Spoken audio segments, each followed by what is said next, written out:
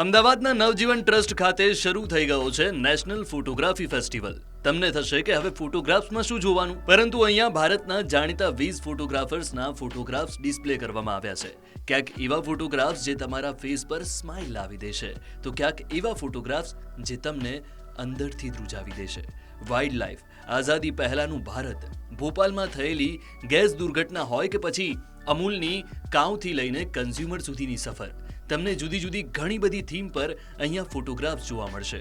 યુવાઓએ આ ફેસ્ટિવલમાં શા માટે આવવું જોઈએ તે અંગે વાત કરતા નવજીવન ટ્રસ્ટના મેનેજિંગ ટ્રસ્ટી વિવેક દેસાઈએ કહ્યું કે અને યુવાઓએ ખાસ એટલા માટે જોવું જોઈએ કે અત્યારની પેઢી જે છે એ ઇન્સ્ટાગ્રામ ને સોશિયલ મીડિયા ઉપર એટલી બધી એક્ટિવ છે કે એમને ખરેખર સારું કામ કરનારા કે સિનિયર્સ ફોટોગ્રાફર હોય એમનું કામ એ જોવે નહીં ત્યાં સુધી એમને ખબર ન પડે કે કેવું, કારણ કે બધા સોશિયલ મીડિયા પર એક્ટિવ ન પણ હોય, એટલે એ કામ ખાસ જુએ એવો અમારો સંદેશ છે।